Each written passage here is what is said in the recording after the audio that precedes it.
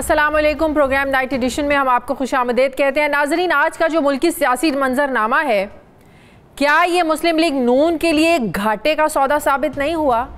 पाकिस्तान तहरीक इंसाफ के पौने 4 साला दौरे हुकूमत में अवाम महंगाई से तंग और इमरान खान से नाला थे। एन उसी वक्त अवामी बाउंसर्स यानी रद्द-ए-अमल के आगे मुस्लिम लीग नवाज का खड़ा हो जाना क्या मुस्लिम लीग नून के लिए घाटे का सौदा साबित नहीं हुआ?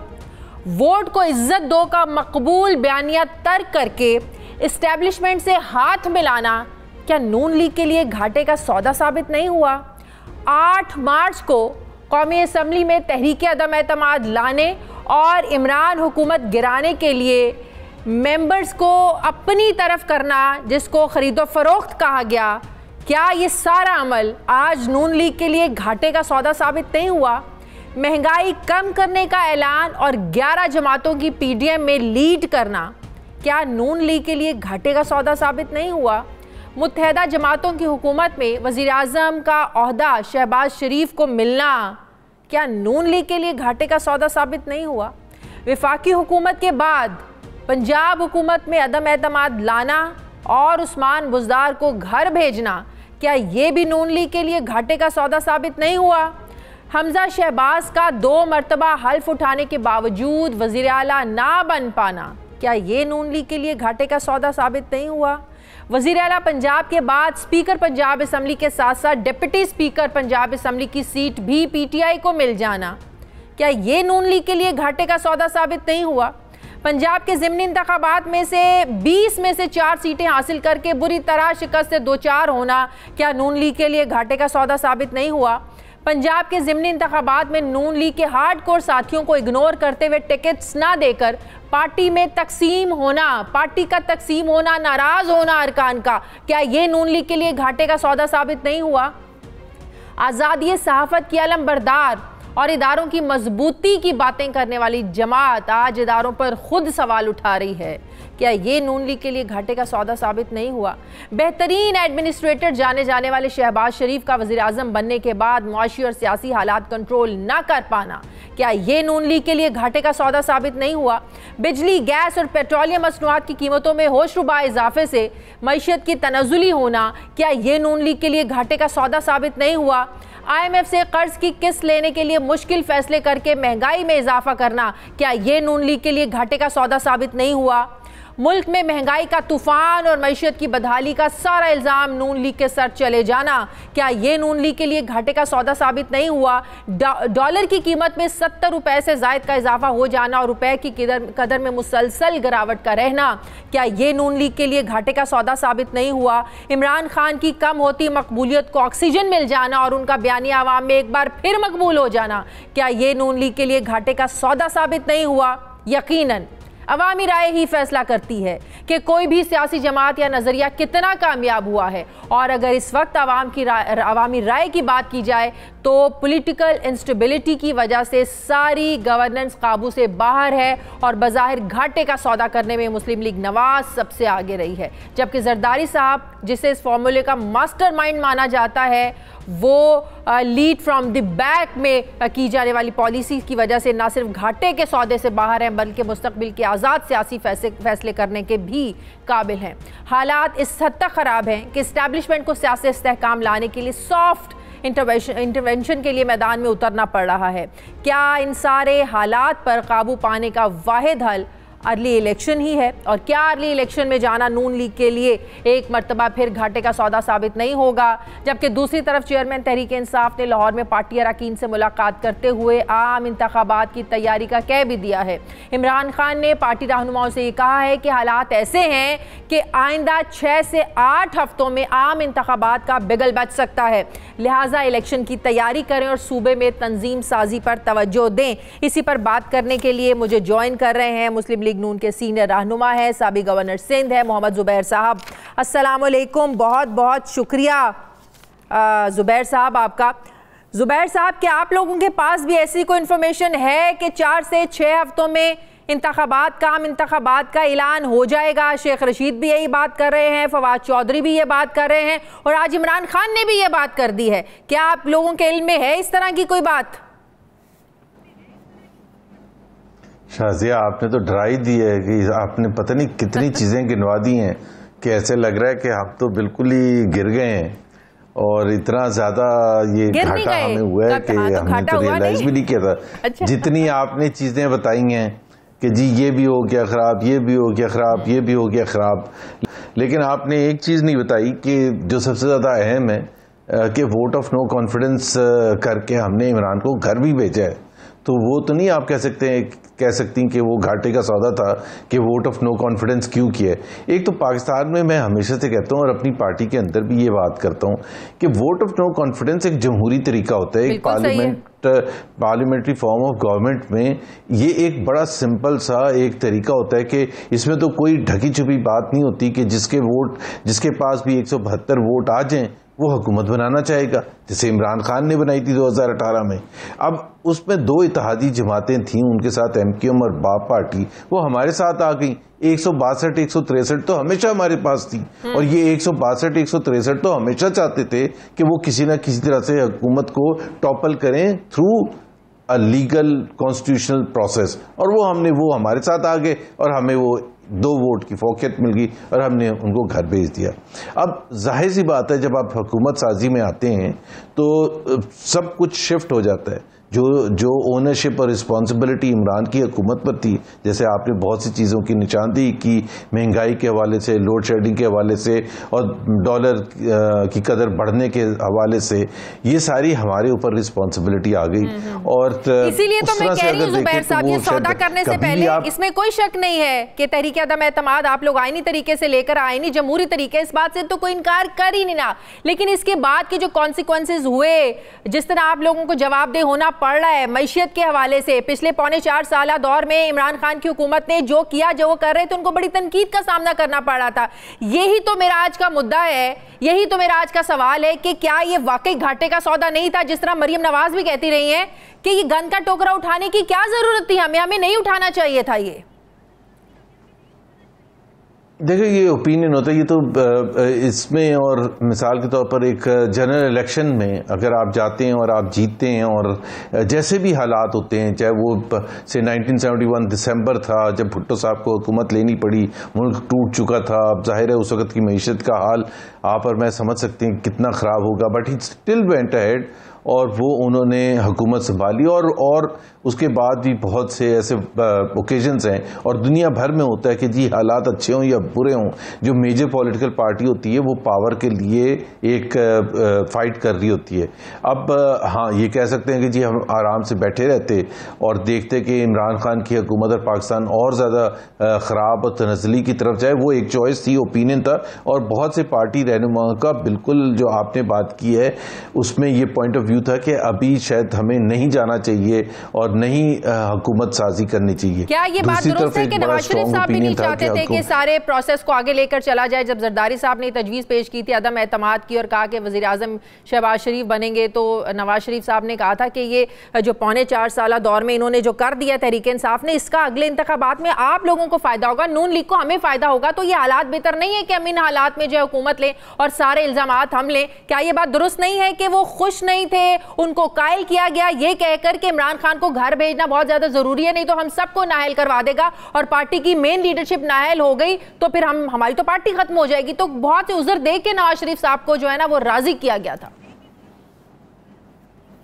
नहीं, मैंने जिस तरह कहा ना कि दो ओपिनियन थे, उसमें मैं उसमें नहीं जाऊंगा इंटरनल डिबेट कैसे हुई थी कि नवाज शरीफ साहब को कैसे कायल किया गया था या नहीं कायल किया गया था।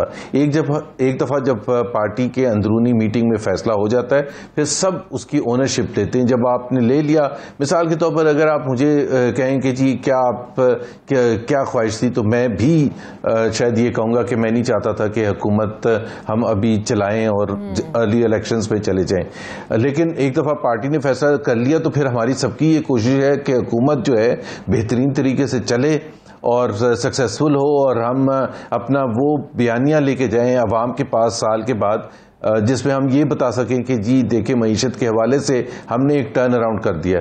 अब बिल्कुल मैं ये भी एग्री करता हूँ कि वो मईशत के नंबर्स को अगर हम देखेंगे कि उसको झुटलाया तो नहीं जा सकता कि जो आपने रुपए की कदर की बात की या महंगाई की बात की, उसको मतलब मैं तो आपको पता है हमेशा से नंबर्स की बात करता हूँ। ये बहस कि जी ये नहीं हमें ऐसे मिला था और हमें ऐसे मिला था, ये एक बहस तो हो सकती है, लेकिन at the end of the day जब आप हाथ खड़ा करते हैं, जैसे हमने हाथ खड़ा किया था कि जी हमें हुकूमत लेनी है, तो फिर then we own the responsibility कि चाहे वो महंगाई हो, चाहे वो रुपए की कदर में उसकी वजूहात बहुत सी हो सकती हैं और उसको हम एड्रेस करने की कोशिश भी कर रहे हैं, लेकिन ये सब हालात हमें पहले से मौजूद हमें मालूम होने चाहिए थे और मालूम भी थे कि जी IMF के साथ एग्रीमेंट करना पड़ेगा। आखिरी साल है 5 साल टेन्योर का, आखिरी साल पे आप इतने सख्त कंडीशंस को क्या इम्प्लीमेंट कर सकते हैं, तो इतने नहीं कर सकते। ये एक ओपिनियन है मेरा ख्याल है, ये नुकसानात हो सकते हैं, तो फिर क्यों इतना मुश्किल फैसला लिया गया जुबैर साहब? यही तो सवाल है। जब पता था कि आप लोगों की मकबूलियत कम हो सकती है मुश्किल फैसले लेने से, पता था कि IMF में जाना पड़ेगा और IMF की कड़ी शराइत है और जब वो अवाम पर लागू होगी तो जवाब देना पड़ेगा, तो आपने ज़िमनी इंतखाबात में भी तो हाल देखा ना कि ज़िमनी इंतखाबात में अवाम ने आप लोगों के साथ क्या किया। जाहिर है उन्होंने तो अपना वजन इमरान खान के पलड़े में डाला, जिससे एक और चीज साबित हुई जुबैर साहब, आप भी शायद इससे अग्री करें कि वो लोग जो इमरान खान के साथ कल को थे, लोगों ने कैंडिडेट को वोट नहीं दिया। एक चीज साबित हुई कि वोट इमरान खान का था, लोगों ने वोट इमरान खान को दिए।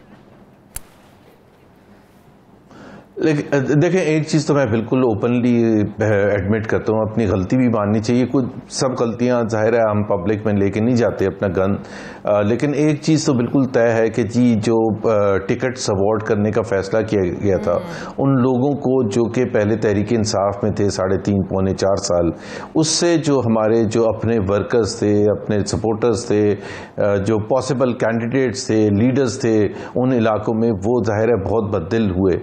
बहुत सी हद तक हमने मनाने की भी कोशिश की, कन्विंस भी करने की कोशिश की कि ये मुल्की मफाद में है और ये एक कड़वा घूंट है जो हमें पीना है।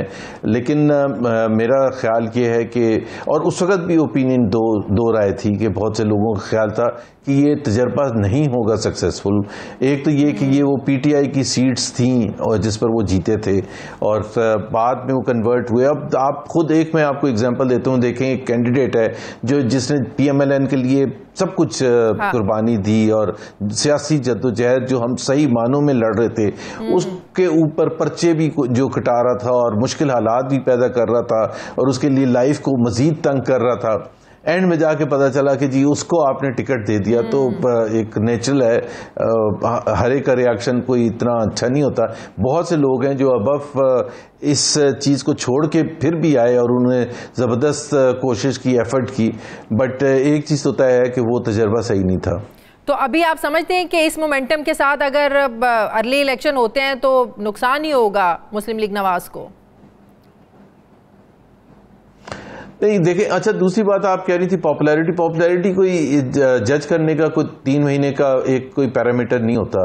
पॉपुलैरिटी जो होती है पॉलिटिकल पार्टीज के लिए ऊंच नीच आती है और ये भी एक हकीकत है, आप दुनिया भर में होता है कि जो हुकूमत वक्त होती है जब वो मुश्किल हालात होते हैं खासतौर पर मईशत के हवाले से, तो उसके लिए मुश्किलात पैदा होती हैं और अवाम में एक राय कायम होती है कि जी ये हुकूमत फेल हो रही है डिलीवर करने में, परफॉर्म करने में। एक दूसरी चीज़ थी हमारे लिए, हमारे 3 अदवार जो थे 1990 में जब मियां नवाज शरीफ पहली दफ़ा आए थे, फिर 97 में आए, फिर 2013 में आए, तो PMLN का एक ब्रांड बन गया था कि PMLN वो पार्टी है जिस पे तजर्बाकार लोग हैं जो डिलीवर करते हैं और परफॉर्म करते हैं। इस पर बहुत कम बहस होती थी। अभी भी हमें ताना ये दिया जाता है ये तो वो है ना जो बड़ा तजर्बाकार है, तो वो इन अ वे सब मानते हैं कि हाँ ये तजर्बाकार है। और जो 2013 से 2017 या 18 का जो पीरियड था उसके नंबर्स देख लें, और खास तौर पर जो सबसे ज्यादा इंपॉर्टेंट नंबर होता है पाकिस्तान के अवाम के हवाले से, महंगाई। तो महंगाई पिछले 40 साल में सबसे कम तरीन सतह पर थी 2018 में जब हम छोड़ के गए हैं। तो एक एक्सपेक्टेशन भी लोगों की थी कि ये आके इम्प्रूव करेंगे। अब वो जो पाकिस्तान के हालात या इंटरनेशनल हालात ऐसे थे, इंटरनेशनल ऑयल प्राइसेस बढ़ रही थी। अभी पार्टी में क्या राय है? अभी पार्टी की क्या राय है? नवाज शरीफ साहब की क्या राय है? अभी भी फौरी इलेक्शंस की तरफ जाना चाहिए? हालात साजगार हैं, अवाम आप लोगों के साथ हैं? मेरा ख्याल है जो भी फैसला पार्टी लीडरशिप करेगी उसके हिसाब से सब जाएंगे, लेकिन अभी तो मेरा ख्याल अभी चंद दिन पहले ही प्राइम मिनिस्टर ने पार्लियामेंट में ही स्पीच करते हुए कहा है, ये पंजाब के ज़िमनी इंतखाबात के बाद की बात है, ये जो कोर्ट की जजमेंट थी उसके बाद की बात है, जिसमें उन्होंने बड़ा क्लियरली कहा कि हम अपना टेन्योर पूरा करेंगे। तो अभी तक तो यही है पार्टी का फैसला और हुकूमत तो पीटीआई तो और ही खबरें दे रही है, अपना टेन्योर पूरा करेंगे। और पीटीआई तो और ही खबरें दे रही है, पीटीआई तो और ही खबरें दे रही है कि 4 से 6 हफ्तों में आम इंतखाबात का ऐलान हो जाएगा।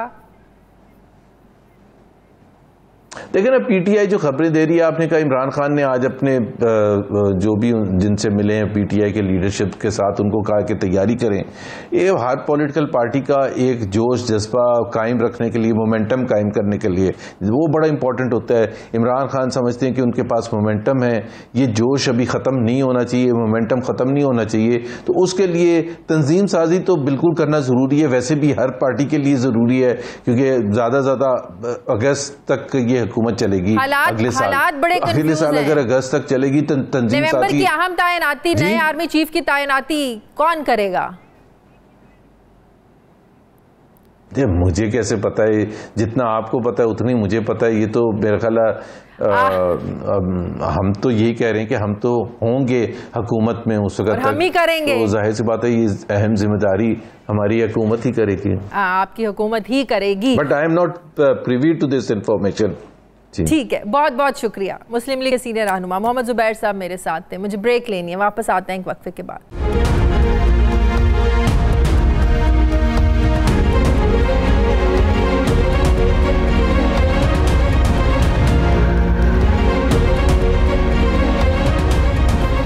ब्रेक के बाद एक बार फिर से आपको खुशामदीद कहते हैं। तहरीक इंसाफ के रहनुमा अली नवाज अवान साहब मुझे ज्वाइन कर रहे हैं। अस्सलाम वालेकुम, बहुत बहुत शुक्रिया अली नवाज साहब आपका।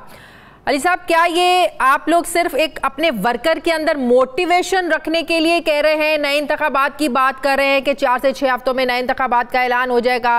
इमरान खान साहब भी ये बात कर रहे हैं, 2 दिन पहले शेख रशीद साहब ने भी बात की, फवाद चौधरी ने भी बात की, या वाकई आप लोगों की बातचीत हो चुकी है इस्टेब्लिशमेंट से या इदारों से, कोई बात बन गई है नए इलेक्शंस के हवाले से, जो एक इमरान खान का एक ही मुतालबा था कि पहले नए इंतखाबात की तारीख का ऐलान होगा, इस पर बात होगी तो दूसरे मामलात पे हम किसी के साथ बैठेंगे? देखिए, ये हम तहरीक इंसाफ सिर्फ अपने लिए ये नहीं कह रही, पाकिस्तान जैसे आप हैं, आज़ाद सहाफ़ी जितने भी हैं हमारे, जितने भी तजिया निगार हैं, जितना भी हमारा इंटेलिजेंसिया है, वो ये समझता है कि अगर पाकिस्तान ने आगे की तरफ बढ़ना है तो पाकिस्तान को एक फ्रेश मैंडेट चाहिए। हमने बहुत सारे तजर्बे करके देख लिए, इमरान खान को हमने निकाल के देख लिया नेशनल असेंबली से, हमने लोटे बना के देख लिए, हमने पंजाब से निकाल के देख लिया इमरान खान को, वहाँ लोगों की ज़मीन खरीद के देख लिए, जिनको हम 30 माह खान समझते थे, जिनको हम कहते थे सुबह 5 बजे से अगली सुबह 4 बजे तक जो बंदा काम करता है उसकी परफॉर्मेंस आपके सामने आ गई। मईशत का जो हाल है, जो इंटरनली लोगों का मिसट्रस्ट है इस गवर्नमेंट के ऊपर, जो एक्सटर्नली लोगों का मिसट्रस्ट है इस गवर्नमेंट के ऊपर, कि यहाँ के फाइनेंस मिनिस्टर उठ के प्रेस कॉन्फ्रेंस करते हैं और कहते हैं इकॉनमी बिल्कुल ठीक चल रही है, उस दिन 10 रुपये डॉलर गिर जाता है, 650 स्टॉक एक्सचेंज गिर जाती है। दुनिया के ममालिक जो कभी भी हमारी गवर्नमेंट में भी जब हम पैकेज लेने गए थे तो सऊदीया, कतर, यूएई, हमारे जितने भी ब्रादर ममालिक हैं, उन्होंने हमें कोई शराइत नहीं लगाई थी कि आप पहले IMF के साथ जाके पैकेज लें, उनसे पहले एग्रीमेंट करें, फिर हम सोचेंगे इस बारे में। बिल्कुल ठीक कह रहे हैं। मौजूदा हुकूमत जो है इसमें कोई शक नहीं है, तजुर्बाकार है, मईशत का बहुत बुरा हाल हो गया है। आप डॉलर 190 पे छोड़ कर गए थे, आज डॉलर 250 पे, इसमें कोई शक नहीं है, मईशत का बेड़ा गर्क मजीद हो गया है। बात यह है कि जितना कॉन्फिडेंट तरीके से, जितना कॉन्फिडेंस आप लोगों को है कि 4 से 6 हफ्ते में इलेक्शंस हो जाएंगे, तो क्या किसी इदारे के साथ मिलकर बात हुई है? हुकूमत को तो पता ही नहीं है। शहबाज शरीफ साहब 2 दिन पहले असेंबली में कह चुके हैं कि हम तो अपनी मुद्दत पूरी करेंगे, अपनी टर्म पूरी करेंगे, तो आप किस बुनियाद पर यह बात कर रहे हैं कि नए इंतखाबात का ऐलान हो जाएगा 4 से 6 हफ्तों में?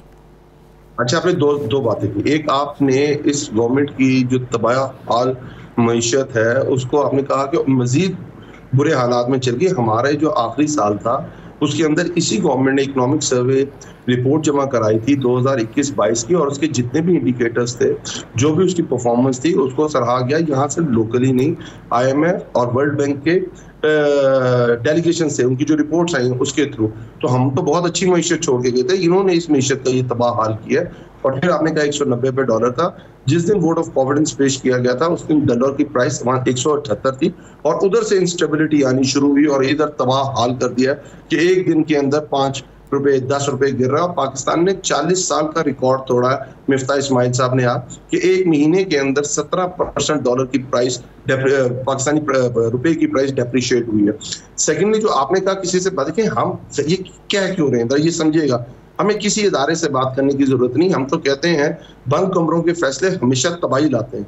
हम किसी बंद कमरे की साजिश का या किसी बंद कमरे की मुज़ाकरात का हिस्सा नहीं बनना चाहते। हम तो कहते हैं अगर किसी से बात नहीं हुई तो फिर जाहिर है आप लोगों की ख्वाहिश हो सकती है ना। ऐलान तो हुकूमत ने करना है, इलेक्शन कमीशन ने करना है, वो इलेक्शन कमीशन जिसको आजकल आप लोगों ने हत्वे तनकीद बनाया हुआ है।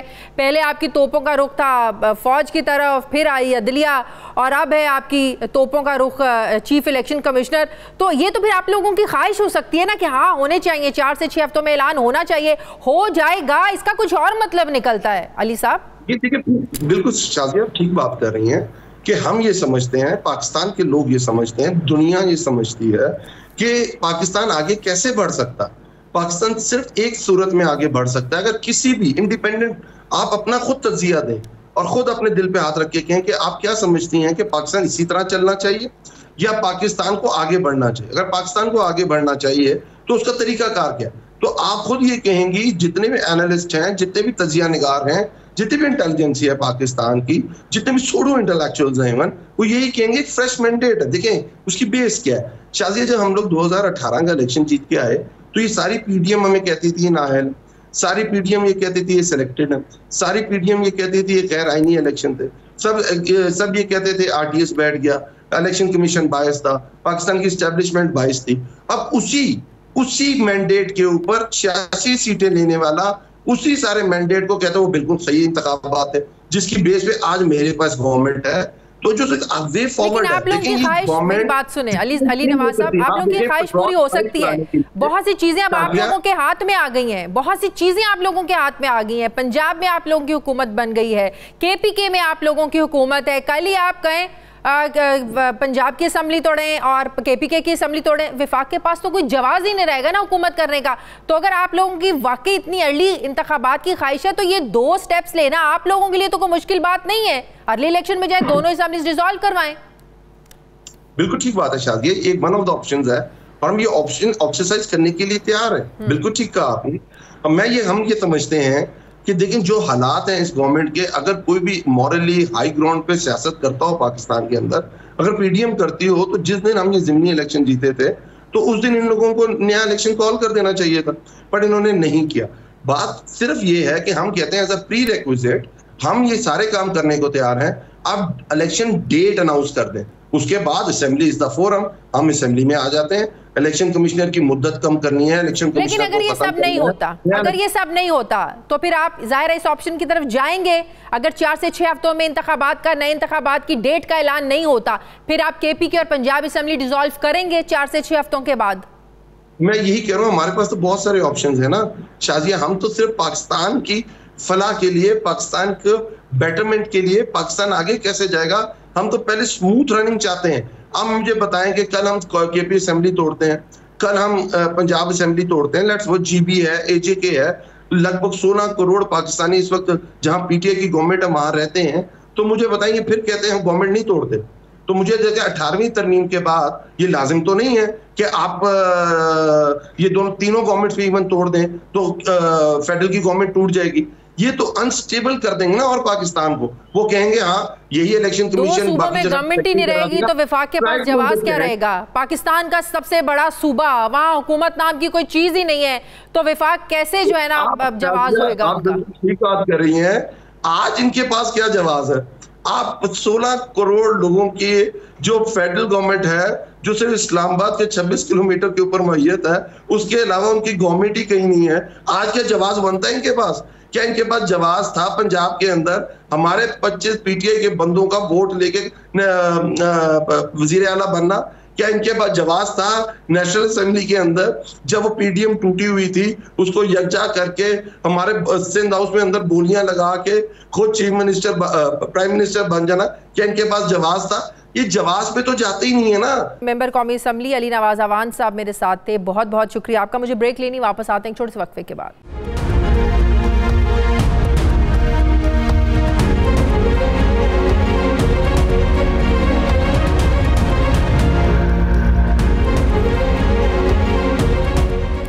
ब्रेक के बाद एक बार फिर से आपको खुशामदीद कहते हैं नाजरीन। जहां तख्ते पंजाब पर चौधरी परवेज़ इलाही के बराजमान होने की पीटीआई की सफ़ों में बहुत ज़्यादा खुशी है, काफ लीग की सफ़ों में बहुत ज़्यादा खुशी है, वहीं वज़ीर आला पंजाब की कुर्सी की दौड़ में मशहूर और मारूफ चौधरी ख़ानदान के टूटने का दुख भी है। जिस चौधरी ख़ानदान में वज़ारत उज़्मा, वज़ारत आला और कई वज़ारतों के कलमदान रहे, इस ख़ानदान को भी एक सियासी इख्तलाफ ले बैठा है। जिस चौधरी ख़ानदान की वज़ादारी की मिसालें मुल्की सियासत में दी जाती थी, इन पर पैसे लेने के इल्ज़ामात आ गए। जिस चौधरी ख़ानदान के बुजुर्गों की सियासत को हुकूमतें ना तोड़ सकीं, इसे अपने बच्चों के फैसलों ने बिखेर कर रख दिया। जिस चौधरी ख़ानदान की मुल्की इस्टेब्लिशमेंट भी सबसे ज़्यादा इज्जत करती थी, इसके सियासी फैसले इस बार इस्टेब्लिशमेंट भी ना बदल सकी।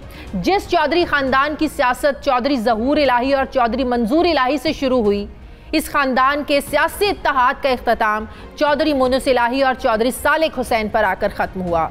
अब चौधरी परवेज़ इलाही तहरीक इंसाफ की हिमायत और सुप्रीम कोर्ट के फैसले के बाद वज़ीर आला पंजाब बन चुके हैं और चौधरी शुजात हुसैन के साथ साथ तारिक बशीर चीमा को काफ लीग के ओहदों से फारिग कर दिया गया है। गुज़श्ता रोज़ मेरे शो में काफ लीग के सीनियर रहनुमा कामिल अली आगा ने यह कहा था कि चौधरी सालिक हुसैन मोनिस इलाही की जगह वजारत चाहते थे, जहां से इस खानदान की सियासत का असल इख्तलाफ शुरू हुआ। क्या कहा कल मेरे प्रोग्राम में कामिल अली आगा साहब ने, जरा सुनिए। असल इख्तलाफ शुरू हुआ जब मोनिस इलाही साहब की जगह पे जो है ख्वाहिश बनी सालिक हुसैन साहब की कि मैं मिनिस्टर बन जाऊं, तो वहाँ से इख्तलाफ शुरू हुआ और वो ख्वाहिश इस अरूज तक पहुँची कि ये इख्तलाफ बढ़ता गया। उसके बाद फिर इख्तलाफ में पर काबू नहीं पाया जा सका। चौधरी शुजात हुसैन साहब भी मोनिस इलाही के वज़ीर बनने के हक़ में थे और उन्होंने कहा कि मेरे लिए मोनिस इलाही सालिक से बेहतर है क्योंकि वो सीनियर है और सारे हमारे बच्चे एक जैसे हैं, किसी में कोई फ़र्क नहीं है। तो उसके बाद तय हो गया और मोनिस इलाही साहब वजीर बन गए। लेकिन ये फिर उसके बाद जो है वो दीगर मामलात आगे चलते रहे और तारिक बशीर इसी गुस्से में आकर सालिक हुसैन अदम एतमाद तहरीक में ऑपोजिशन इत्तेहाद के साथ मिल गए थे और इमरान खान के खिलाफ वोट दिया था, यही वजह थी?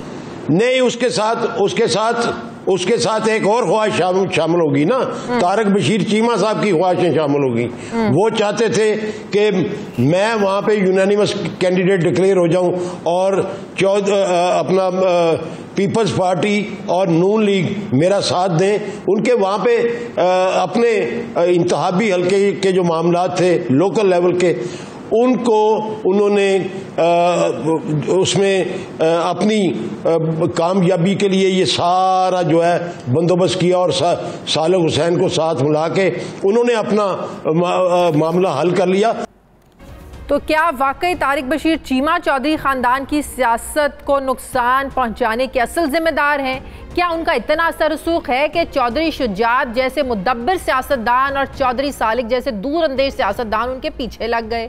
इसी पर बात करने के लिए मुझे ज्वाइन कर रहे हैं काफ लीग के रहनुमा चौधरी सालिक हुसैन साहब। अस्सलाम वालेकुम, बहुत बहुत शुक्रिया सालिक साहब आपका। सालिक साहब, क्या वाकई यही वजह थी मुस्लिम लीग काफ के दरमियान, चौधरी खानदान के दरमियान इस इख्तलाफ की, जब मोनिस इलाही को वजारत दी गई और आपने जिद की कि वजारत मुझे चाहिए, लेकिन चौधरी शुजात साहब ये चाहते थे कि मोनिस इलाही को वजारत मिलनी चाहिए? क्या यही वजह थी? बिस्मिल्लाहिर्रहमानिर्रहीम। अस्सलाम वालेकुम जी, शुक्रिया अपने प्रोग्राम में दावत देने के लिए जी। मुझे बहुत मज़ाक़ा खेज लगी है जी कामिल अली आगा साहब का, जो ये इन्होंने एक नया नैरेटिव बना लिया है। आप एक बात सोचें जी कि अगर वजारत की बात होती तो 1 साल मोनिस इलाही साहब ने वजारत की, कोई आपने कभी सुना हो मैंने कोई इख्तिलाफ किया हो, कोई बयान दिया हो, कोई बात की हो? गलत किस्म का बयानिया ये सामने लेके आ रहे हैं। आई होप कि जी आप हम दोनों को प्रोग्राम में बुलाइएगा, कामिल अली आगा साहब को मेरे सामने बैठाइएगा, तो बहुत सारी चीजों का मैं उनसे सवाल पूछूं। जी एक्चुअल इख्तलाफ तब शुरू हुआ जब पूरा खानदान एक पेज के ऊपर थे और सिर्फ ये था कि चौधरी परवेज इलाही साहब को वजीर आला बनवाना। उसमें शुजात साहब को एक्टिवेट किया, मुझे कहा गया, चीमा साहब को कहा गया, हम तीनों मुलाकातें करते रहे नून लीग की क़यादत से, पीपल्स पार्टी की क़यादत से और परवेज इलाही साहब की मर्जी और उनकी मंशा से। तो उन्होंने कहा कि जी अब 2 दफ़ा तो आपने कोशिश की, लेकिन वो दोनों दफ़ा एक बयान आ जाता था कि जी हम खान साहब के साथ हैं, तो अब तीसरी दफ़ा आप लोग दोबारा जाएं और उनसे बात करें, अब मैं तैयार हूँ। तो ये पैगाम किसकी तरफ से भिजवाए जाते थे? इतनी कंफ्यूजन क्यों थी कि एक तरफ ये होता था कि आप लोगों ने जी आपने उस वक्त की ऑपोजिशन के साथ चलना है, दूसरी तरफ मोने साहब ऐलान करते थे नहीं जी हम इमरान खान के साथ हैं, ये कंफ्यूजन इतनी क्यों रही? नहीं एक्चुअली बीच में वो भी ऑन बोर्ड पे थे एक टाइम 10 दिनों के लिए, वो काफी तगोदो भी करते रहे और वही वाज फुली ऑन बोर्ड।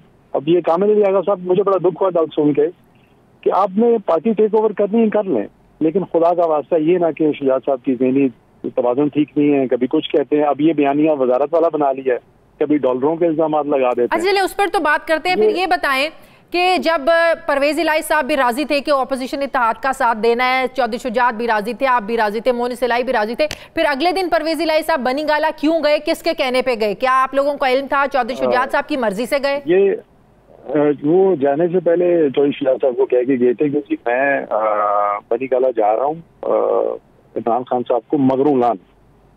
अच्छा। अब जी शुजात साहब ने बकायदा बोला उनको कि यार कोई चीज फाइनल ना करना, हमारी रात को बात हो चुकी है, दुआ खैर हो चुकी है, हर चीज फाइनल है। तो कहा नहीं हम वापस आके आपसे मशवरा करेंगे जो भी बात हो। सही। क्योंकि शुजात साहब को इस चीज की फिक्र थी कि यार एक रात पहले और कुछ दिन पहले मैं ऑपोजिशन जमातों को मैंने दोबारा से मनाया, फिर उनको टेबल पे लेके आया, क्योंकि वो 2 दफा जब हमने यू टर्न लिया तो वो रिफ्यूज कर गए थे। अच्छा। और आप खुद सोचिए कि जी PMLN पीपल्स पार्टी सबको मनाना इस बात से कि जी 10 सीटों वाली जमात जो है वो वजीर आला के कैंडिडेट होंगे, वो मान गए इस बात पे और हमने कबूल भी कर लिया और तहद भी कर लिया एक रात पहले। अब अल्लाह बेहतर जानता है कि अब एक्चुअली ये वजह थी मेन जिससे मैंने स्टैंड लिया, शुजात साहब ने स्टैंड लिया। शुजात साहब ने कहा यार मेरी इतनी बड़ी कमिटमेंट्स हुई हैं हर पार्टी की, हर जमात के साथ, MQM के साथ, बाप के साथ, पीपल्स पार्टी के साथ, अब मैं कैसे फिर जाऊं इस बात से। चौधरी परवेज इलाही साहब पर किसी का प्रेशर था, किसी के कहने पर गए? ये जी मिस्ट्री है, अल्लाह आलम जी, हमें तो आज तक समझ नहीं आई कि क्या हुआ क्या, लेकिन हमने अगर स्टैंड लिया है तो उस बात पे लिया है। इसमें कोई किसी से जाती अनाद या नफरत या मोहब्बत वाला इशू नहीं था। बात ये थी कि हम परवेज इलाही साहब की खातिर, उनकी ज़ात आला की खातिर शुजात साहब को हर जगह भिजवाया गया। सही। और जब उन्होंने वो हासिल कर लिया जी, परवेज इलाही साहब बड़े खुश थे, उस दिन भी सुबह बिल्कुल राजी और खुश थे, लेकिन शाम को ना जाने क्या हुआ जी। लेकिन एक बात तो माने, मोनिस इलाही की सियासत ने उनके वालिद को वजीर आला बनवा दिया है। जी बिल्कुल बनवा दिया। वो उस दिन भी मान गए थे जिस दिन वो बनी गाला जाने से पहले भी वजीर आला ही थे। सही। अब वो उस दिन हमें बता देते, पहले बता देते कि मुझे ये वाला ब्रांड पसंद नहीं है, PTI वाला ब्रांड पसंद है, तो हम पीछे हो जाते। सही।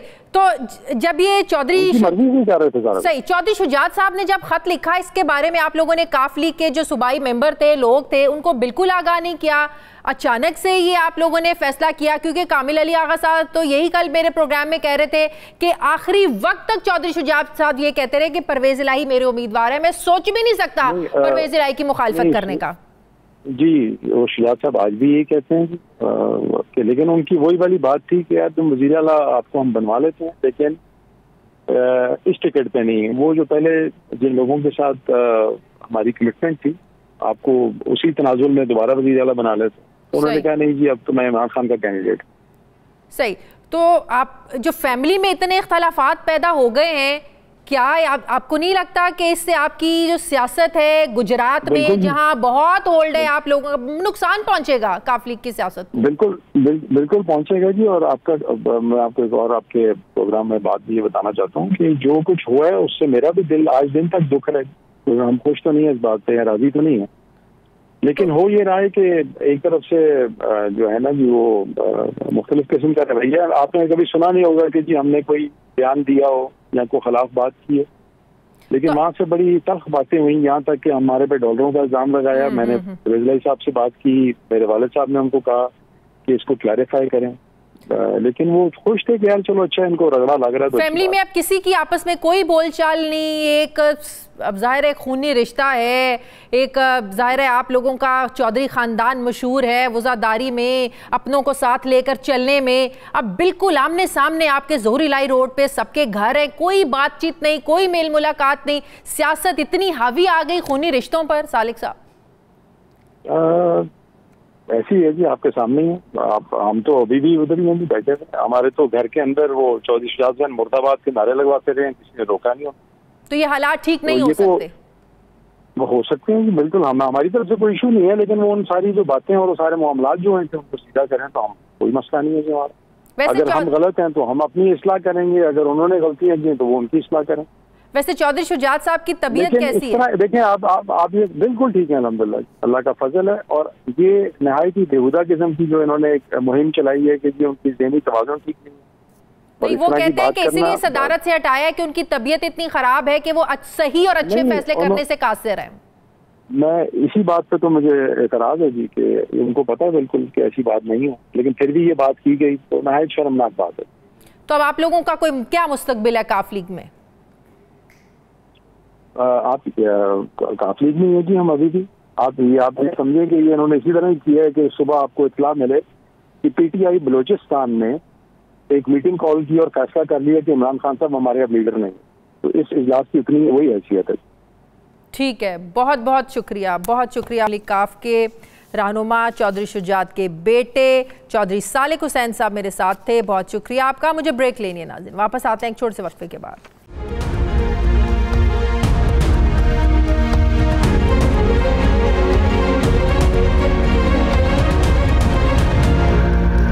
नाज़रीन, क्या कोई जिम्मेदार है, क्या किसी को एहसास है, क्या कोई अहले तर्स है जो सैलाब ज़दा बेकस और बेबस आवाम के दुखों का चारा करे?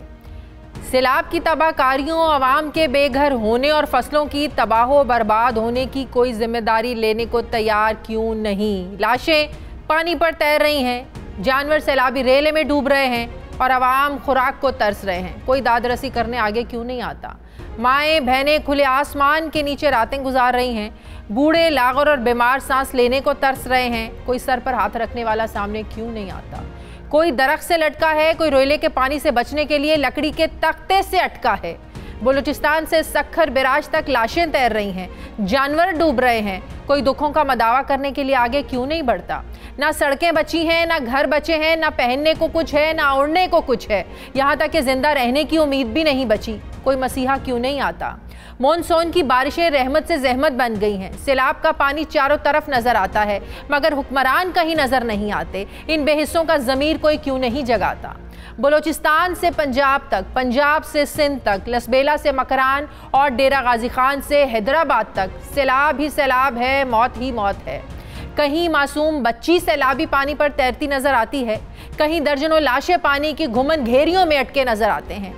जिधर भी देखो क़यामत सुगरा के मंजर ही नजर आते हैं। मगर सवाल वही है कि जिम्मेदार कौन है? इस्लामाबाद से लाहौर तक, कराची से कोयटा तक सियासतदान जोड़ तोड़ और मुकमुकाओं की सियासत में मसरूफ़ हैं। बलूचिस्तान, सिंध और पंजाब में सैलाब आवाम से ज़िंदगी छीन रहा है और हुक्मरान कुत्तों और बिल्लियों के बिस्किट, जूस और खाने इंपोर्ट करने की पाबंदी हटा रहे हैं। सैलाब लोगों को बेघर कर रहा है। हुक्मरान डॉलर, पेट्रोल और रुपए की कीमतों के तयन में मसरूफ़ हैं। सैलाब इंसानों के साथ जानवरों को भी बहा ले जा रहा है। सियासतदान इदारों पर तनकीद, धरना देने और जुडिशल रेफरेंस दायर करने के लिए प्लानिंग्स और मीटिंग्स कर रहे हैं। सैलाब मासूम बच्चों की जिंदगियां निगल रहा है। मैं बलूचिस्तान, पंजाब और सिंध के उन खवातीन और हजरात से माजरत करती हूँ जिनके घर बार, बच्चे और जानवर हुक्मरानों की बेहिस्सी की नजर हो गए। मैं उस माँ से भी माजरत करती हूँ जिसकी मासूम बच्ची मीलों सैलाब के पानी पर तैरती रही, मगर उसकी लाश निकालने वाला कोई नहीं था। मैं उन बहनों से भी माजरत करती हूँ जिसके भाइयों के लाशें 3 दिन तक सखर और बिराज के पानी में घूमते रहे, मगर उन लाशों को निकालने के लिए कोई नहीं आया। मैं उन बूढ़ों, लाचारों और बुजुर्गों से माजरत करती हूँ जिन्हें सैलाब की वजह से दवाई नहीं मिल सकी और वो जान की बाजी हार गए। मैं उन दुखियारी माओं से भी माजरत करती हूँ जिनके बच्चे खाना न मिलने की वजह से बिलबिलाते रह गए। मैं पूरी कौम से माजरत करती हूँ कि उन्हें हर साल 2 साल के बाद किसी ना किसी नागहानी आफत का सामना करना पड़ता है और हुक्मरान महज तसल्लियाँ ही देते रह जाते हैं। मैं माजरत करती हूँ कि हमारे हुक्मरान इक़्तिदार को तूल देने की मनसूबाबंदी कर रहे हैं, अपोजिशन अपना बयानिया मजबूत करने में मसरूफ़ है और शुरफा अपने बच्चों का मुस्तकबिल महफूज बनाने में लगे हुए हैं, जबकि कौम महंगाई और बेरोज़गारी के साथ साथ सैलाब जैसी कुदरती आफत से निपटने के लिए मैदान में आज अकेली खड़ी है। मैं बात करूँगी, मेरे नुमाइंदे मेरे साथ मौजूद हैं, कोयटा से किफ़ायत अली, डीजी खान से याकूब बुज़दार, कंबर से बाबर अली। आप तीनों का बहुत शुक्रिया। सबसे पहले मैं जाऊंगी कोयटा, बलूचिस्तान, जहां आफत मचाई हुई है सैलाब ने, वहां क्या हालात हैं? कौन मसीहा बन के आया है वहां पर? किफ़ायत, क्या हालात है वहां पर कोयटा में? देखिए, बलूचिस्तान के 34 अजला हैं और ये जो तूफ़ानी बारिशें हालिया मानसून की हैं इसने तकरीबन 24 अजला को बुरी तरह मुतासर किया है। 10 अजला भी वो हैं कि जहाँ पर शायद ज़्यादा जानी नुकसान नहीं हुआ। असूलन हम देखें तो वहाँ पर भी बारिशें जो हैं वो हुई हैं, लोग वहाँ पर भी जो है वो मुतासर हुए हैं। तमाम ये जो 24 अजला हैं यहाँ पर सूरत हाल इस तरह से है कि हम समझ सकते हैं कि वहाँ पर इस वक्त भी लोग जो है वो बेआसरा खुले आसमान तले जो है वो या हुकूमत को देख रहे हैं या फिर जो है इन इदारों को देख रहे हैं कि जो जिनकी जिम्मेदारी है इस तमाम तर सूरत हाल को कंट्रोल करना। अगर हम ओवरऑल बात करें तो सबसे ज्यादा जो मुतासिर हुए हैं इनमें लसबेला है, जहां पर 30 देहात जो है वो मुकम्मल तौर पर डूब गए। इसके अलावा खुदार का इलाका है, चागी और नोशकी के जो है वो कई देहात जो है वो इससे मुतासिर हुए हैं। मजमूई तौर पर 136 अफराद अब तक जांबाक हुए हैं। तकरीबन 13,000 के करीब जो है वो मकानात को नुकसान पहुंचा है। इसमें हम देख रहे हैं कि दूसरी तरफ जो हुकूमत की तरफ से जो कारकर्दगी है वो हम देख रहे हैं कि 0/0 है। उसकी वजह यह है कि बलूचिस्तान पहले ही एक एहसास महरूमी का शिकार सूबा है। यहां पर इंफ्रास्ट्रक्चर नहीं है, तालीमी पसमानदगी है, हेल्थ फैसिलिटी आमतौर पर हम देखते हैं कि आम दिनों में जो है वो बिल्कुल ना होने के बराबर है। तो इस तरह की आफत जब आती है, हर बार की तरह पाक फौज तो मैदान में है, पाक फौज के जवान मैदान में बिल्कुल हम देख रहे हैं कि पाक फौज है और कुछ इदारे इस वक्त भी ऐसे हैं कि लोगों को मुश्किलात से निकालने, लेकिन जो हुकूमती नुमाइंदे हैं जो इन्हीं लोगों से जो है वो वोट लेकर ऐवान की बड़ी बड़ी कुर्सियों पर बैठते हैं वो हमें कहीं पर भी नजर नहीं आए। हमें आज भी लोग यही नोहा कना है कि हमारे वो अवामी नुमाइंदे जिनकी ये जिम्मेदारी थी कि हमारे दुखों का मदावा करते, वो इस मुसीबत में हमारे साथ खड़े होते, वो हमें नजर नहीं आ रहे। हम देख रहे हैं कि पाक फौज के हेलीकॉप्टर्स भी मौजूद हैं जो वहां पर जो सैलाब में फंसे लोग हैं उनको महफूज मकामात पर मुंतकिल कर रहे हैं, उनके लिए जो है वो जो इमदादी रकम है उसका भी इंतजाम किया जा रहा है। लेकिन असल बात जो है वो ये है कि बलूचिस्तान में रोज़े अव्वल से हम ये गिला करते रहते हैं कि यहाँ पर इंफ्रास्ट्रक्चर नहीं है, यहाँ पर रोड्स की हालत इस तरह से नहीं है, तालीमी पसमानदगी है, यहाँ पर हेल्थ फैसिलिटी नहीं है, जिसकी वजह से बलूचिस्तान सबसे ज्यादा मुतासिर होता है। और अगर इस तरह के जो है वो कोई कुदरती आफात आती है तो उसमें हम देखते हैं कि बलूचिस्तान जो है वो 10 से 20 साल पीछे चला जाएगा। लोग जिनका ज्यादातर यहाँ पर गुजर बसर जो है सिर्फ ज़राअत और गल्लाबानी है, लोगों के लिए खाने पीने का सामान ये कौन मुहैया कर रहा है? क्या लोगों को इस चीज़ की कमी है कि उन्हें खाना नहीं मिल रहा, टेंट नहीं है रात गुजारने के लिए, खुले आसमान तले पड़े हैं? इस तरह की जो इमीडिएट चीज़ें हैं लोगों को रिलीफ देने के लिए वो मुयस्सर हैं लोगों को?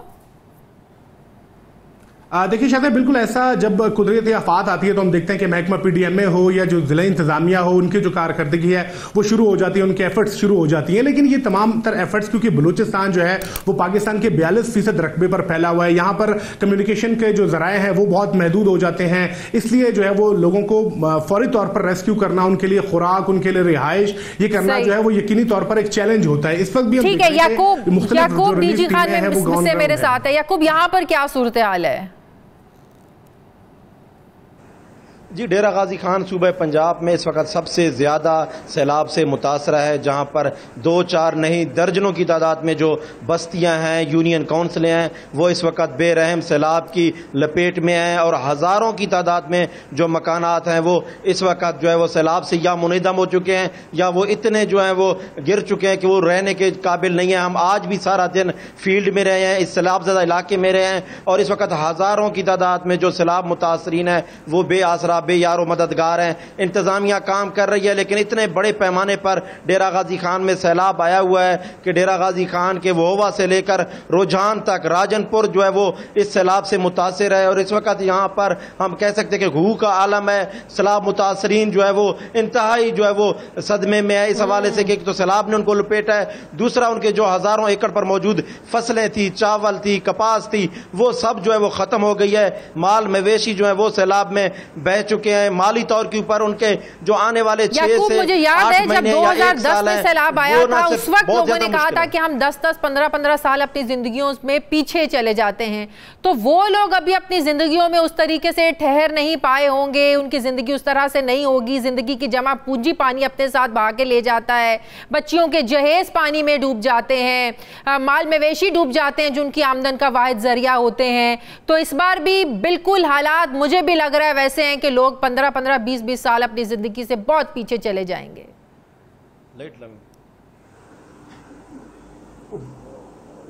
जी बिल्कुल ऐसा ही है। डेरा गाजी खान में इस वक्त जो सैलाब की सूरत हाल है वो इंतहाई तशवीशनाक है इस हवाले से कि यहाँ पर सैलाब मुतासरीन जो है वो अपनी मदद आपके तहत यहाँ पर काम कर रहे हैं और वो अपनी मदद आपके तहत ही यहाँ पर तमाम जो अमूर खाना है इस हवाले से जो है वो निपटा रहे हैं। और सैलाब मुतासरीन इस वक्त बेपनाह मुश्किलात का शिकार है। डेरा बाबर मेरे साथ हैं कंबर से। बाबर, यहाँ पर क्या सिचुएशन है? जी बिल्कुल, यहाँ पे जो अगर बात की जाए तो कंबर शदाद कोट की सूरत हाल भी जो है मुख्तलिफ नहीं है। बलोचिस्तान से जो आया सैलाबी रेला है तो आज चौथा रोज़ है।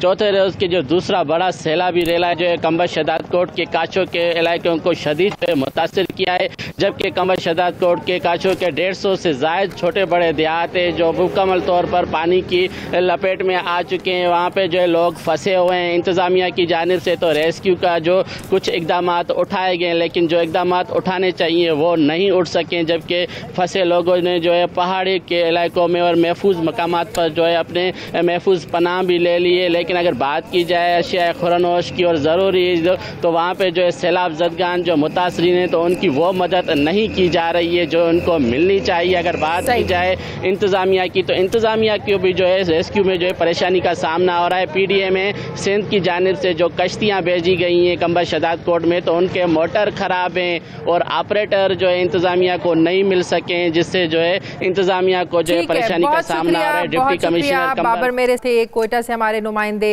TG खान से, आप तीनों का बहुत शुक्रिया। नाज़रीन, हमारे प्रोग्राम का वक्त खत्म हो गया। फीडबैक ज़रूर दीजिएगा, अपना ख्याल रखिएगा। मुझे इजाज़त दीजिए, अल्लाह हाफिज़।